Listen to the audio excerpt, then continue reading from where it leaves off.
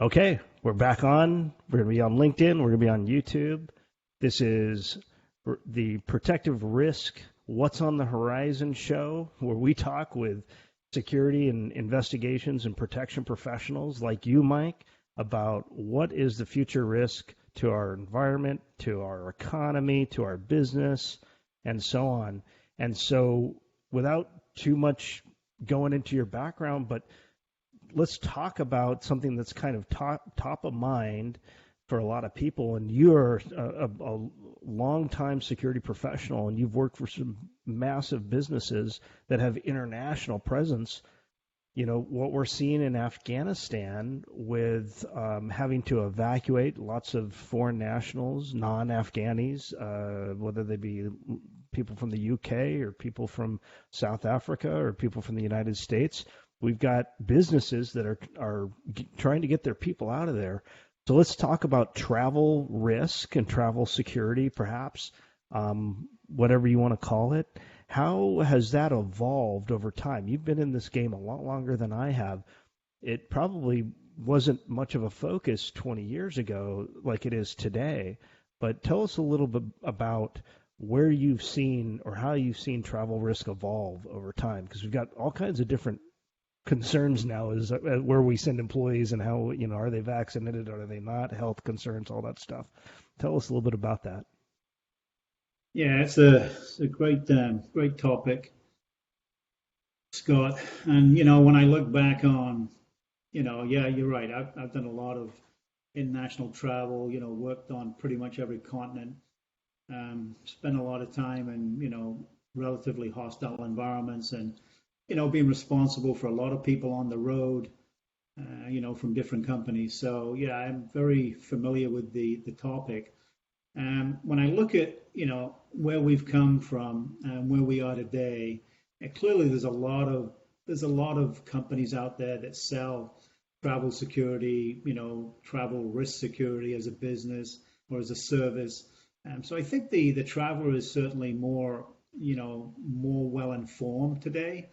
That's one piece.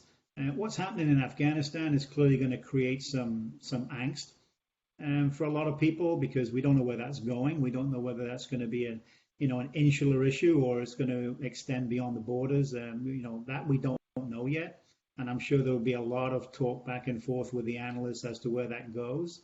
We'll certainly have an appreciation probably in the next 3 to 6 months and see to get an angle on where that will go in the future. But I do want to highlight the current situation with the pandemic. The pandemic has really brought not only corporate America but the international community to a point that they started to do business more remotely. So they've got to a point where they've learned a whole new way of applying productivity. And I think that you'll find, not everyone, but you'll find a lot of companies will continue to work that remote muscle. They've seen the value. A lot of companies are saving money. They're able to do more with less, which is not always something that I support. You can do a lot of different things, but not necessarily more with less. But I do believe that the pandemic has demonstrated that companies can operate in a different way. So when I go back to the traveler, there was a certain amount of pressure on the traveler before, where they had to go. If you needed to do business in Japan, you had to go to Japan. You needed to do business in India, you had to go to India. So there was a certain amount of pressure from the company for you to travel. I'm not so sure that is the case today. I think there is a bit more flexibility on how we get the business done, how we connect, and even like we're connecting right here now, Scott, on Blue Jeans. This is the new norm. It's a virtual reality that has become the new reality. And so I do see that people have different behaviors today. They have different tools, different ways of doing business. So it'll be interesting to see how that aviation market picks up, and just how many people continue to travel for business. Yeah, to some extent, I wonder with the younger generation or the generation that will take over as the most prominent generation in the work world by 2025, but our Gen Y or millennial generation will make up 25% of the workforce by then. So to some extent, I say they're comfortable working remotely, working in a essentially a two-dimensional world of I'll just call in to the virtual environment. And but then I look at Instagram and I see that whole generation is the van life generation, and they want to travel and they want to go see the world and they want to do the things that our generation only wish they could, because there's so much more access to information and access to your point earlier, access to knowing where to go and how to get around and those kinds of things that we could never even imagine growing up in the 70s, 80s, and 90s even. And so I think it'll be really interesting to see if the generation thing holds, where you've got now this new generation coming in the workforce that is comfortable with picking up, to your point, going to Japan. The Japanese culture, very much, they want to shake hands. They want to be, they want to see you kind of in the flesh, in person. And I forget, was it Delta that now has kind of doubled down on, hey, we're going to have like a Concorde-like jet, that will be able to end-to-end long-distance flight, supersonic. So, it seems to me like we're moving in this direction. Well, maybe we'll have a hybrid, and we always talk about hybrid, but I think even for our travelers, to your point, do they, is it mandatory travel? Sure, you can travel maybe, but is it something you have to go and you have to do? Do you think we'll see a resurgence here in the fall with a new variant of COVID or this Delta variant? And do you think that will impact travel at all? Well, we're already seeing a resurgence right now. And what's really interesting is we're starting to see, obviously, the Biden administration is starting to double down on vaccination, mandates, whether it be with the Pentagon, and they just came out today for nursing homes who weren't vaccinated. They withhold Medicare, Medicaid, and we've seen a lot of companies do this today as well. So, airlines, we'll see airlines. We've seen a lot of restaurants, entertainment requiring proof of vaccination. So I think that's our next pain point, is to get through that. Will everyone be vaccinated? No. We're seeing that also. But certainly the resurgence is there. I think the numbers yesterday, I think it was like 130 plus thousand new cases in the U.S. and about 800, close to 900 dead yesterday. Again, that's what's being reported. So the resurgence is there. I don't see us going back to a lockdown. Hopefully not. And clearly the administration has been keen to put that rumor to bed. There will be no national lockdown. We're not going backwards. We're going forward. But I want to go back to the the whole travel piece. Where you brought up the Gen Y, Gen X, and then the older generation, which probably puts us both in that bucket. But yeah, I mean, not everyone can work from home. We know that not everyone is productive at home, and they have to get back into the office. And we're starting to see a lot of companies, kind of revamping the workspace. What does it look like? You talk about hybrid. What does it look like? I mean, how do you right size your organization coming out of this? Because you really don't know how much space you need. I mean, you can have surveys, and you can try and get the pulse of the organization, but it's constantly evolving. It really is, and I think that will have some knock-on effect to how people think about travel. But I do think there's there's a lot more that companies can do for their travelers, their traveling employees. There's lots of tools out there, being very more proactive, and when you land, you're getting data about where you're going, you're getting risk data, to avoid X space. It should never be reactive. It should be predictive to a point. And so I do think there's lots of tools that are available, and we're seeing more IoT and AI, machine learning capabilities that are very, very quick to develop and deploy, and very cost effective. So we're seeing a lot more support. I mean, look at the drone business. I mean, who would have thought Yeah. the drone business would have got to a point where now they're talking about dropping a cup of coffee to you in your backyard? So anyway, Which has it's its really, own risk, right? yeah, well, but I mean, it's really an interesting and really unprecedented time in our lives, and even in history, to be in the midst of a pandemic that has just been, I mean, since the Spanish flu in 1917, it's just really, really incredibly challenging for the entire workforce today, and certainly, the next frontier for me is the vaccinated versus the non-vaccinated. I mean, Yeah, is in that the going to be same a new? workspace. Oh, Yeah. yeah, it's really really challenging.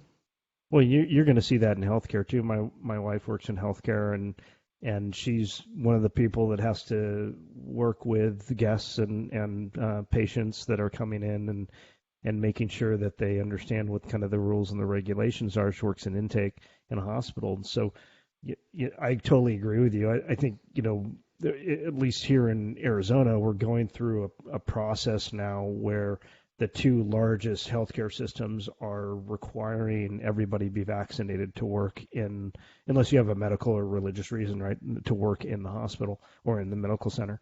And I agree with you. Not every business can afford to do that, and so we're going to have a. I don't think we're going to have this. Everybody keeps talking about everybody's going to quit working. I think we'll have a rotation of workers. We'll have some workers that will just switch jobs or switch to a different company, but the having vax and unvax together, I think, is going to add an interesting risk to the security practitioner, and how do we and to human resources in general. Is human resources ready for the conflict? And as well as I do, the big conflict previous to this was red versus blue, and CNN versus Fox News, and Fox News is on in the cafeteria, and somebody wants to turn on CNN, and then the fight brews. So, not that this is anything new. I just don't think we've seen it on this kind of a scale, where we've been so divisive, or at least our communities appear to be very divided, unfortunately. And so I think you're right. I think that'll definitely manifest itself in our work environments. But how do we mitigate that? Is this just through communication, or is there educational things that we can do? Is there something we can do to get in front of this? Yeah, yeah, you hit a really hot button, that's creating a lot of concern today, and there's certainly going to be some level of anxiety, and a certain level of pushback, and a certain level of disappointment, and it can go all the way down to just right out disruption. And we pushed a lot of communications. Initially it was a communication challenge. I think in some cases it still is. We really have to get it right down to that last frontline worker, so they can really appreciate the benefit of the vaccine. However, in some cases you're going to have the other side, and obviously that's a personal choice. And as you mentioned, it's either religious or medical, waiver or exemption. And then there's those that just won't be vaccinated. I mean, they just, it's a personal choice. It certainly creates some challenges and some concerns, clearly in the healthcare space, because, we have members and patients that we need to take care of. We need the staff to be able to deliver on that. So if we don't have enough staff, clearly that's going to be a challenge. And then it could increase your insider threat. because people are going to be, they're going to be upset. What are they going to do about it? That's always the big question mark. I mean, what will they do? Um, so that's a big concern. And once you get through the education, you get into mitigation planning, staffing, pulling out your plans, incident preparedness and response plans, dusting those off because it is a real potential, and in the interest of I mentioned our patients and members and just our general staff, we have to look at contingency plans to support and mitigate any disruption, that could impact care delivery. Great point about insider risk or insider threat. I think of that in the same way. We're seeing this evident with the college professor in Northern California who was arrested for setting wildfires, and we know that not every wildfire is set by somebody, but that's the kind of risk that we could be allowing to stay in our businesses. They're the person that is becoming much more toxic for whatever reason. Now there's it's almost an infinite amount of reasons that somebody could want to do harm on the inside of the business. Do you see greater usage of whistleblower hotlines, those tripwires that we try to put out with our human resources business partners, and just kind of I used to call it deputizing the citizens of our business, so that they understand that, hey, here's the expectation, and if somebody isn't meeting the expectation or you see a concerning behavior, this is how you can elevate it, maybe even anonymously. Do you see more usage of that for things like this to help kind of mitigate those risks? So I don't have visibility to the the level or the volume of calls that we get through our hotline, but I would expect anyone that had any information relative to something that could impact care delivery or physically impact an individual, to call the hotline, obviously. But I don't have visibility to that. But yeah, I mean, you could assume that you're going to see an increase in those kind of calls, particularly over the coming 3, 4, 5, 6 months, as we really get to see the full impact of this vaccination mandate. And when you talk about insider threat, you start to look at you look at the various areas of the organization, and you could take folks who have access to our networks, that could potentially create disruption right there.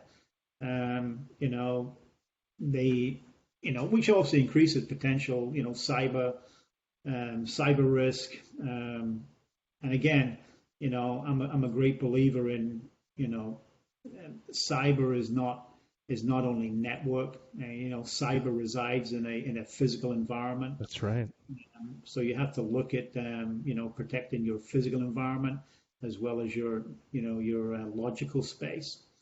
And sometimes we don't do a good job of the physical side, thinking that cyber is really out there in the network and not necessarily in the physical environment. So we talk about data in rest and data in motion, and there's a lot of times that data's and then our IT partners say things like a server is just somebody else's desktop. It's just somebody else's computer. Doesn't mean it has any more or less security than your own workstation.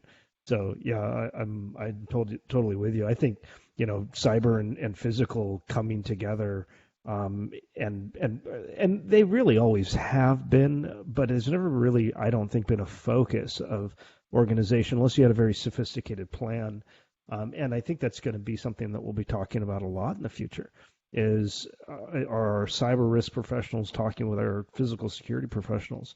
Because in the certification for cyber risk or cybersecurity professionals, there is physical security requirements, right? They have to understand how to set up, locks and gates and guard services and things like that. And I can't really say that the transverse is true with something like CPP or ASIS, like it is for cybersecurity professionals. But I think that's something important we need to talk about as security professionals, whether it be virtual or physical. There's they're crossing. There's a coalition there, and I think your great point to say that this is going to be something that we're going to have to focus on here in the future. Yeah, and I think we talked about this on our last call about digitizing the physical space and being able to consume the physical space the same way we consume the logical space. And if you can get to that point, and you can, through a combination of IoT, network devices in the physical space. So it is feasible to extend the logical into the physical and have one digital platform.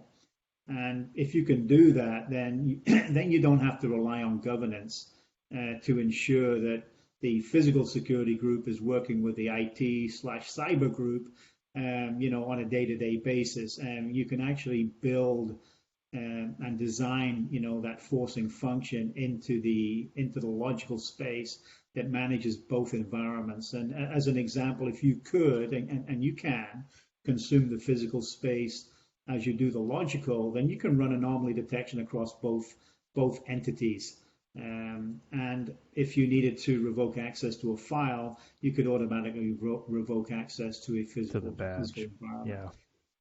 Because today, if you look at if you went into the network and you try to access a file, well, it's somewhat benign because it's an instance.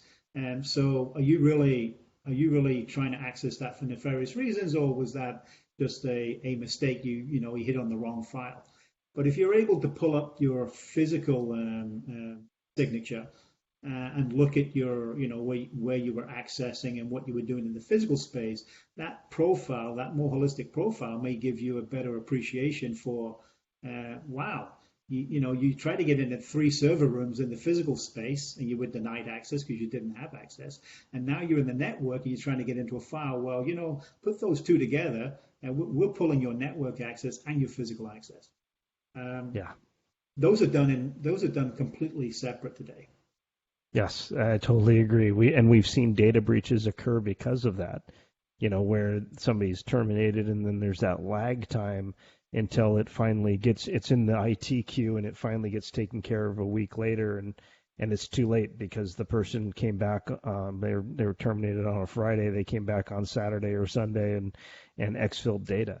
They don't necessarily have to have access to their own terminal. If they've got still badge access, they can come in.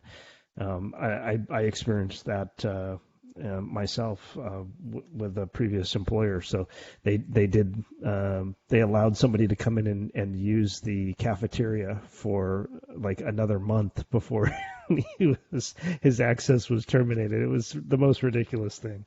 Yeah, but I can't believe that we continue to run a card access program. It's credential management. It's not identity management. Yet, right. We put all of this hardware, we spend tens of millions of dollars to track this piece of plastic in and out of a physical environment. And, the assumption is that plastic belongs to that individual, but we're not actually managing identity. Are you sure about that? Control is crazy. It really or is. Multi-factor identity. Okay, you can have the card, but do you have the face to go with it, or do you have the phone that goes with it, or do you have the car that goes, give me something else at least that makes it a little bit harder, or a PIN code or something. It's that this doesn't have to be cutting edge technology like facial recognition. I remember visiting years ago the GSOC for Google, and they were bragging about they had facial recognition to allow access into their GSOC, and we walked up to the door to the GSOC, and the person who was escorting us put her face in front of the camera, and nothing happened. She did it again. Nothing happened. She took out her badge and swiped it, and we walked in. So like it's kind of ridiculous that we're still using technology that's 20 plus years old, but that's why we use that technology, because it works. But I'm in agreement with you. I think we shouldn't feel any more safe or secure because we have those badges. That doesn't provide us anything more than a hard key. The one thing that we get with badge access is we get a digital record, right? Hopefully that is maintained for a lot longer than the video is or CCTV is.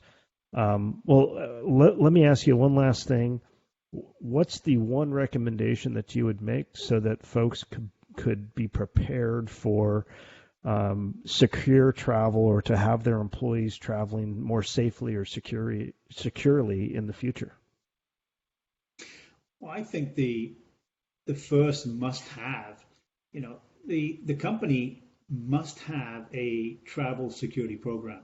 I mean, it's fundamental to the employees, well-being, safety, and security. It's just a must. I mean, I know so many companies out there that don't have this, and they rely on their employees to go and self-inform and go find out.